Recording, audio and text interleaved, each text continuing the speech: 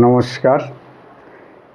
কাছেও দূরে, দেশেও বিদেশে সমস্ত শ্রেণীর শ্রোতা বন্ধুদের আমার সহ আপনাদের চ্যানেল শান্তিবার্তাতে সুস্বাগতম। ভিডিওর থাম্বনেল দেখেই আপনারা অনুমান করতে পারছেন আজকের আলোচনার বিষয় কি। সংসার, সমাজ বা আপনার কর্মক্ষেত্রে এক শ্রেণীর মানুষ আছে, তাদের থেকে যতটা দূরে থাকবেন ততটাই আপনার সর্বাঙ্গীন মঙ্গল হবে। তো সেই ব্যক্তিবর্গের লক্ষণ বা বিহেভিয়ার কেমন, সেগুলো আমরা এক এক করে জেনে নেব। যারা আপনার পিছনে আপনারই সমালোচনা করেন, যখন সামনে থাকেন তখন পঞ্চমুখে হয়তো আপনার সুনাম করলেও আপনি চোখের আড়াল হওয়া মাত্রই আপনাকে নিয়ে সমালোচনা করতে থাকেন।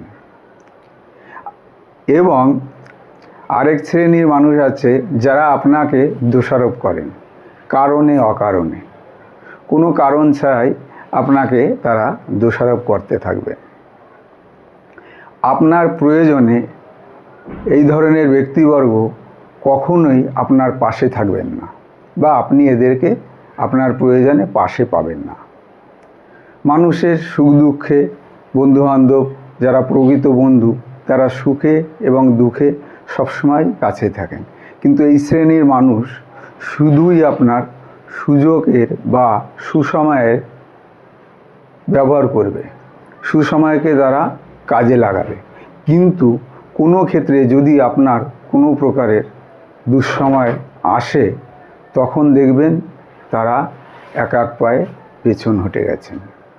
যারা আপনাকে বুঝতে পারে না, আপনার মন কেমন, আপনার চাওয়া পাওয়া কেমন, আপনার পছন্দ অপছন্দ কোনো কিছুই বুঝতে পারেন না, এই ধরনের মানুষ থেকে নিজেকে যতটা পারবেন দূরে রাখবেন। যারা আপনাকে সিরিয়াসভাবে নেয়নি না, আপনি হয়তো কোনো সমস্যার কথা তাদের সামনে উপস্থাপন করছেন, তারা সেটি ক্যাজুয়ালি গ্রহণ করে, কোনো সিরিয়াসনেস নেই, একদম কেয়ারলেস অবস্থায় আপনার সঙ্গে বিহেভ করবে। আপনি হয়তো ভারাক্রান্ত মনে কোনো কারণে তাদের কাছে কোনো কিছু প্রকাশ করছেন, সেখানে হয়তো কিছুটা সান্ত্বনার প্রলেপ দেওয়া তো দূরের কথা, আপনার ওই কথার পরিপ্রেক্ষিতে আপনাকেই উপহাস করতে থাকবে এবং আপনার সমালোচনা করতে থাকবে আপনার পেছনে।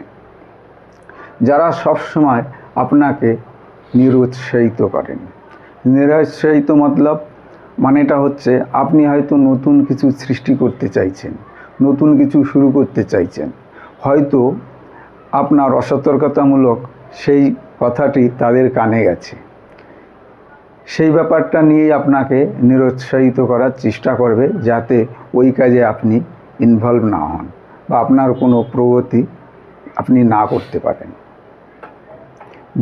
আপনি কোনো একটা কর্ম বা দক্ষতায় আপনি বিশ্বাস নিয়ে একটা কথা হয়তো বললেন কোনো বন্ধুকে, কিন্তু সেই বিশ্বাসটা সে রাখলো না। আপনি হয়তো কোনো কথা, গোপন কথা তাকে ব্যক্ত করে বললেন, এই কথাটা অন্য কাউকে বলো না, ওই সময় না হোক কিছুদিনের মধ্যেই ওই কথাটাই আপনার যে শত্রু বা আপনার যে খারাপ চান সেখানে দিয়ে ওই কথাটাই প্রকাশ করবেন। তো এই ধরনের লোকের থেকে যত পারেন দূরে থাকবেন, তাতে আপনার মঙ্গল বই কি খারাপ হবে না। আপনি হয়তো আপনারা জানবেন যে দুষ্টু গরুর থেকে শূন্য গোহাল অনেক ভালো।